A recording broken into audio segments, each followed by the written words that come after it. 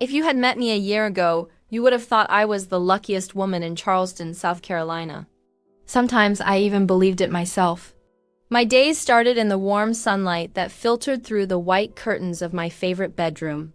The house I lived in was the sort you only see in magazines, a graceful, old southern home with white wooden shutters, a sweeping wraparound porch, and a red brick path winding through a garden I had spent 3 years perfecting. Roses, hydrangeas, and peonies burst in color from every corner. I always said that each flower reminded me that I could grow something beautiful out of nothing but dirt and hope. I had my dream job too, working as an interior designer for an up-and-coming Charleston firm. But what made people really envious was my fiancé, Alexander Brooks. Alex seemed to float through life on a cloud of charm and money. He told everyone he was a billionaire, and nobody seemed to doubt him. He was tall, with striking blue eyes, dark hair, and a smile that could make you forget your worries. Whenever we went out, Alex wore tailored Italian suits. And he loved to show off his collection of expensive watches: Rolex, Patek Philippe, Cartier. It felt surreal sometimes, walking beside him, my arm in his, people turning to look and whisper. Alex had a way of making every moment feel like a movie. He'd take me out for late-night drives in his black Aston Martin, music playing softly as we cruised along the quiet, oak-lined streets. He loved to surprise me with gifts, too, a pair of diamond earrings, just because, a silk scarf from Paris, or a designer bag he claimed he picked up on a business trip in Europe. The engagement ring he gave me was enormous. A sparkling cushion-cut diamond in a platinum setting, which he said cost over $50,000. Sometimes, when the sun hit it just right, I felt blinded by the light reflecting off the stone, and I'd laugh and say it was almost too much for me. Everyone in Charleston seemed to know Alex. At every party, every gala, every high-end restaurant, people would greet him by name. He was always friendly, always offering to pick up the bill, always the first to order champagne. "Money is meant to be enjoyed," he'd say with a carefree laugh, slipping a wad of crisp $100 bills to the waiter. I'd heard stories that he had 3 mansions, one in New York, one in Los Angeles, and another somewhere in the Hamptons. He had a private jet too, though I had never actually seen it. It didn't matter. He would show me photos on his phone of gleaming marble floors and panoramic ocean views, assuring me that soon we'd travel everywhere together. But as much as Alex dazzled me, there was always something just slightly off, like a song with one note out of tune. That something was his sister Rebecca Brooks. Rebecca was nothing like her brother. She had wild red hair, sharp green eyes, and a laugh that filled every room she entered. She was the life of every party, loud, unpredictable, and impossible to ignore. Where Alex was smooth and polished, Rebecca was impulsive and reckless. She always seemed to be at the center of a whirlwind, and sometimes it felt like she was the one stirring it up. I tried to get along with Rebecca, really. After all, she was Alex's only family, and it meant a lot to him that I tried. But from the very first moment we met, I felt she was sizing me up, looking for weaknesses. She'd make little comments about my clothes or ask if I felt out of place at fancy events. Sometimes she'd drink too much and start arguments with Alex about money or their childhood. It always ended with Alex smoothing things over, promising me that Rebecca was just a little wild and that I shouldn't take anything she said seriously. Rebecca was always there, hovering in the background of our lives. She lived in a modern loft downtown, paid for by Alex, and was always between jobs. She went to every party we attended and sometimes showed up uninvited at my house. She'd flirt with Alex's friends and borrow my things without asking. Once she even accidentally spilled red wine on my favorite white dress at a dinner party. She apologized with a smirk, and I tried to let it go. I told myself she was just trying to protect her brother. Maybe she didn't want to lose him to me. Still, I couldn't help but feel uneasy. There was something about the way Rebecca looked at me, like she knew a secret I didn't.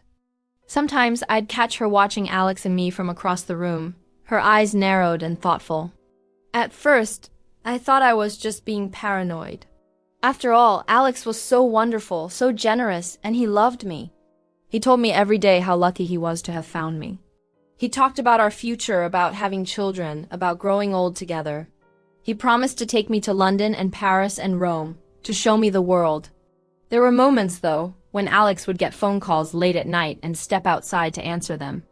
He said they were business calls, clients in London or investors in California. Sometimes I'd hear him speaking in low, urgent tones, but when he came back in, he was always smiling.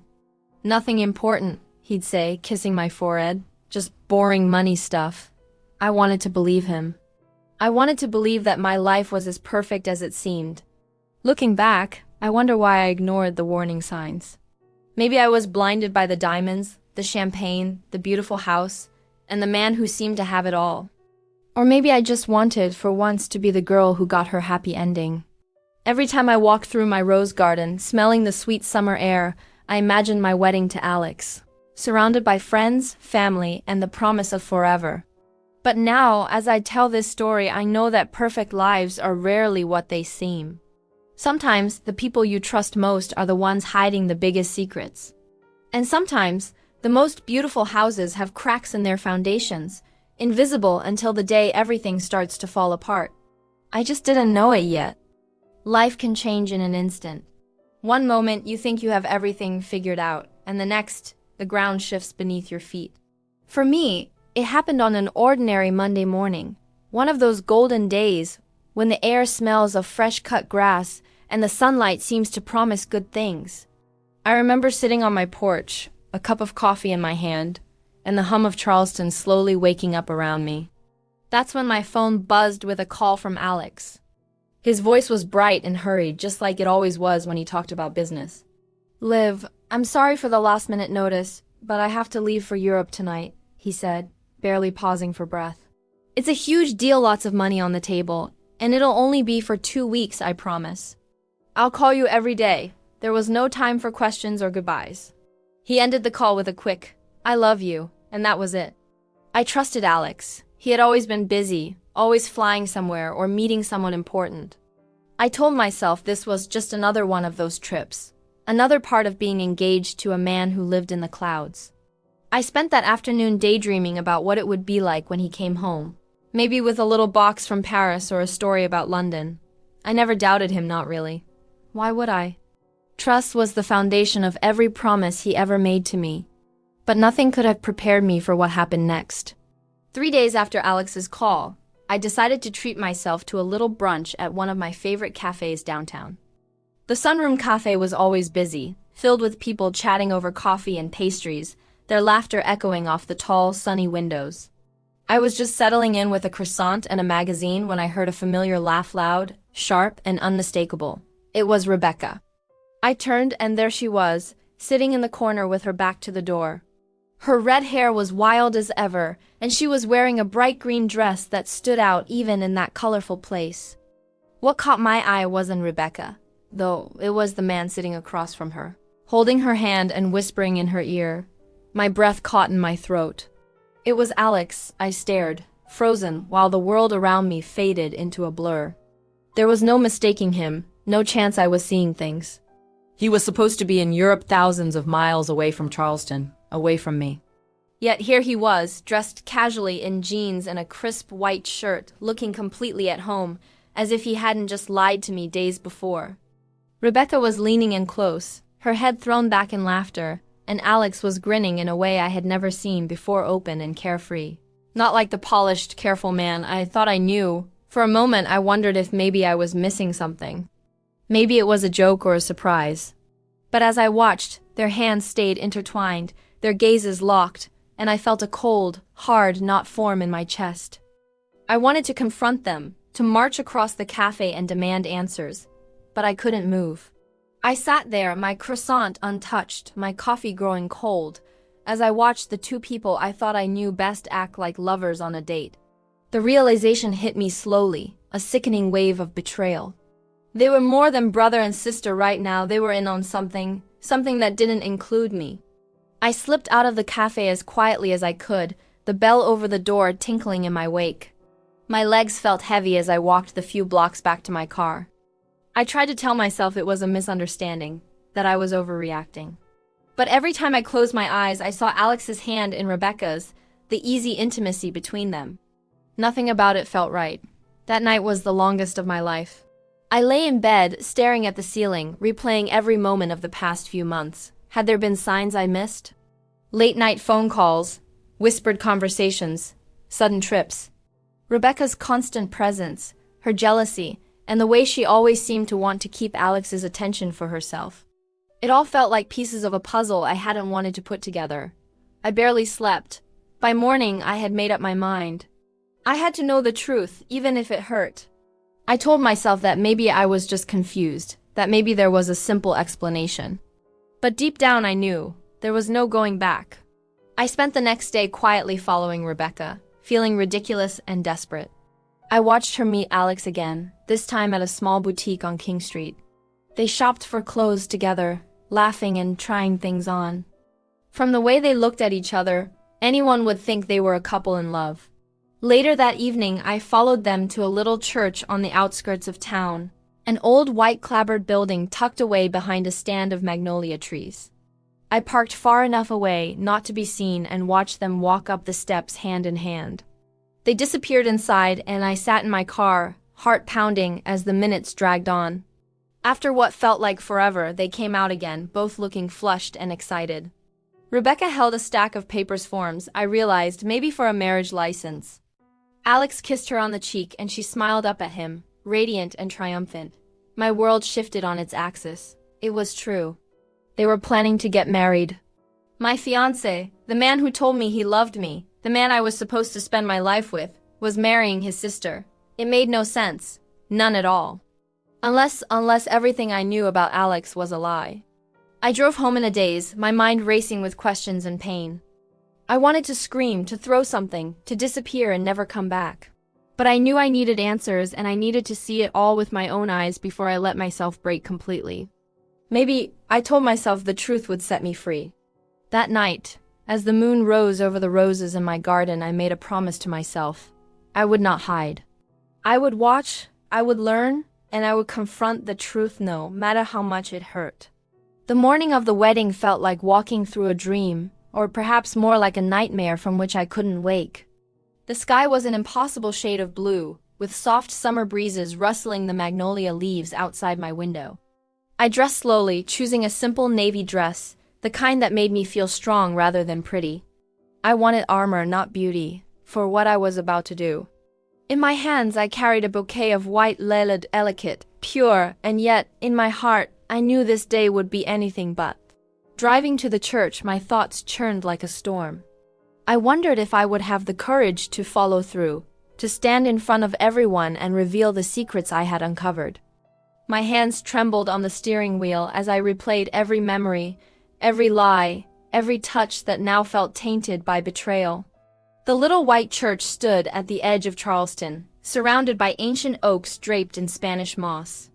The parking lot was already filling up, and as I stepped inside, I blended easily with the crowd of guests, none of whom gave me a second glance.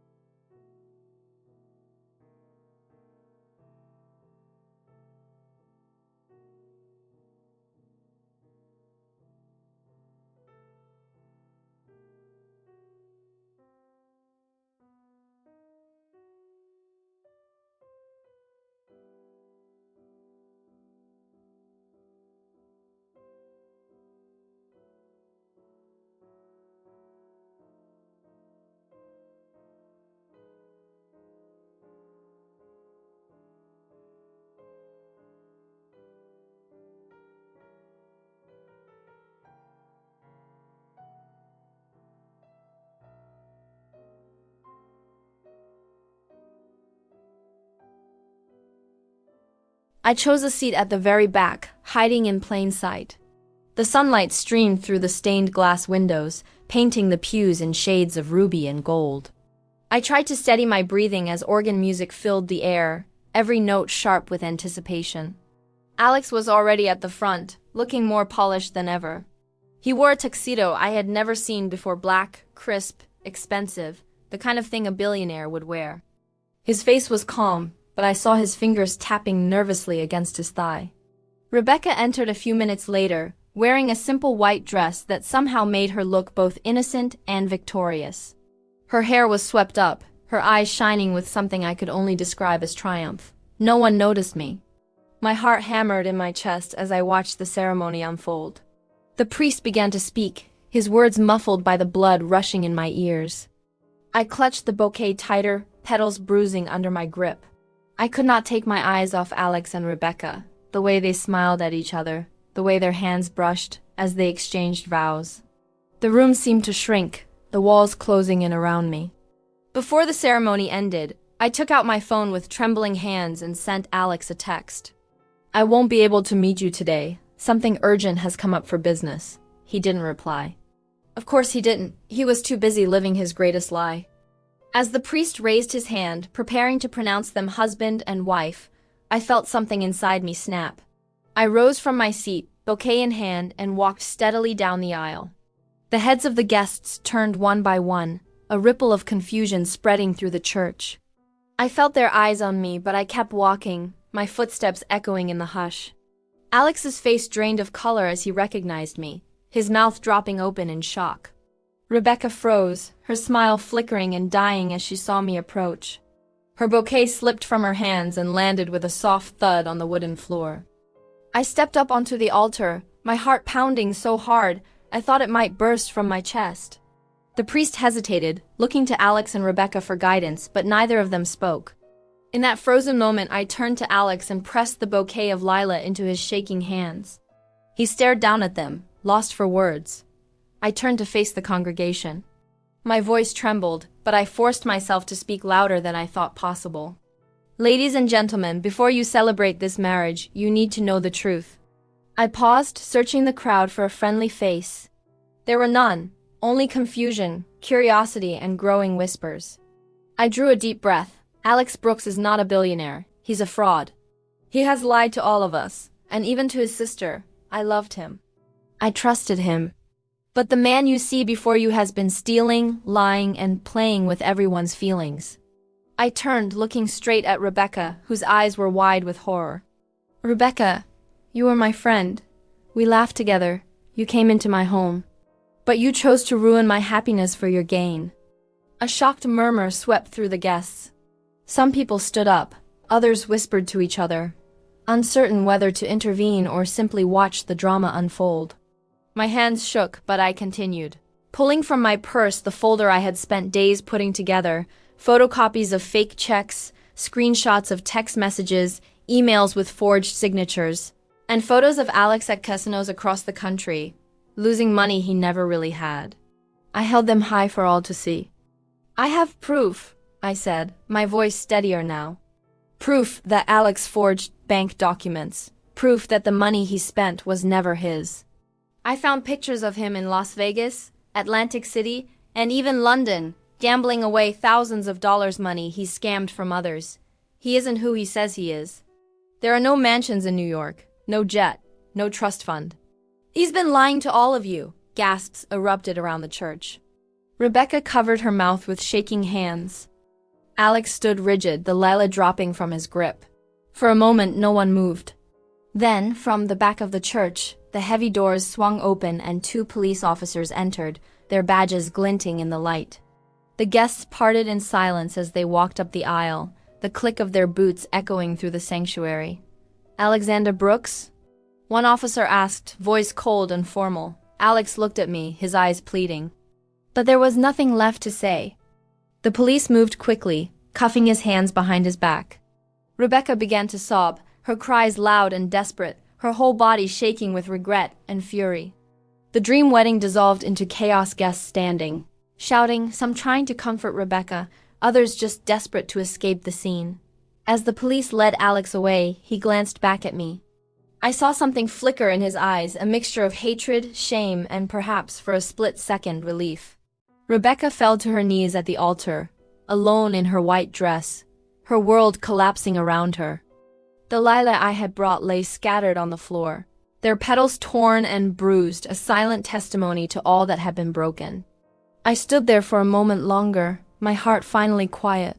I thought exposing Alex and Rebecca would make me feel free, but all I felt was empty. I didn't cry. I just watched as the lies and illusions faded, leaving behind nothing but the raw, aching truth. It was over, or so I thought. The days that followed the wedding felt like moving through a fog. My house in Charleston, once so full of light and laughter, had grown strangely silent. The echoes of Alex's voice, Rebecca's laughter, and my hopes and plans seemed to hang in the air like ghosts. For weeks I wandered from room to room, unable to focus on my work or even enjoy my beloved rose garden. Friends called, but I rarely answered. When I did, I spoke in a voice that sounded distant, even to my ears. The local papers were full of the story. "Charleston billionaire exposed as fraud," the headlines screamed. I saw photos of Alex in handcuffs, Rebecca's tear-streaked face outside the church, and myself walking out with my head held high, but my heart in pieces. People whispered about me in the grocery store and at the coffee shop. Some pitied me, others admired my courage, but most just didn't know what to say. I spent many nights lying awake, replaying every moment in my mind, the first time I met Alex. The excitement of our engagement, all the little clues I had ignored. Sometimes I wondered if I would ever trust anyone again. Sometimes I wondered if I would ever want to. The pain and humiliation felt raw, and yet somewhere deep inside I also felt a strange sense of relief. The truth, no matter how painful, was always better than a lie. One chilly morning, I found myself sitting on the back steps, wrapped in a blanket, watching the sun rise over my garden. The roses, battered by a recent storm, still managed to lift their heads toward the light. That was when I realized that I had a choice. I could spend my life mourning what I had lost, or I could start again, however uncertain the future might be. That single thought became the first seed of hope I'd felt in a long time. A few months passed. I focused on myself for the first time in years. I went back to work, pouring my energy into design projects that challenged me. I took long walks along the Battery, letting the salty air clear my mind. I visited friends I hadn't seen in ages, letting them remind me that there was still joy and laughter left in the world. Slowly, I started to feel like myself again, not the woman I was with Alex, but someone stronger and more honest. It was around this time that an invitation arrived in the mail, a charity gala in New York City, hosted by one of my old college friends. At first I hesitated. The thought of going somewhere so public, facing so many people, made me anxious. But another part of me longed for change. I wanted to step outside the familiar walls of Charleston and see what the world had to offer. New York was everything Charleston was not: fast, dazzling, alive with possibility. The night of the gala, I wore a simple black dress, determined not to hide. The ballroom sparkled with crystal chandeliers, and laughter floated above the music. For the first time in a long time, I let myself enjoy the company of strangers, sipping champagne and listening to stories that had nothing to do with me. That's when I met James Parker. He was nothing like Alex, no bravado, no flashy promises, no hint of a hidden agenda. He was warm, genuinely interested in everyone around him, and when he laughed, it was with his whole heart. We talked about art, travel, and books, losing track of time as the night stretched on. When he asked if I wanted to see the view from the terrace, I found myself saying yes. Under the twinkling city lights, James and I talked about everything and nothing. I told him about Charleston, my garden, and what it meant to rebuild your life.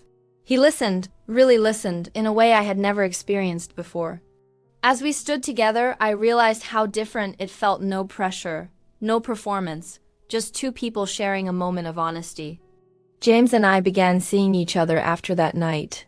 He lived part-time in New York and part-time in London, traveling for business, but he always made time for me. With him, I saw the world in a new way. We visited art galleries in Paris, sipped coffee in Rome, and wandered through the winding streets of old London. We even bought a tiny cottage in the English countryside, just because we both fell in love with the view of wildflowers and distant hills. He never tried to impress me with his wealth. If anything, he made me see that the greatest luxuries were simple: time, trust, laughter, and love. Back in Charleston, life slowly returned to a new kind of normal. Rebecca, I heard, never recovered from what she had done. She tried to build a life elsewhere, but the weight of her choices followed her. She lost friends, lost herself, and the last I heard, she was living alone in a small apartment, blaming the world for her unhappiness.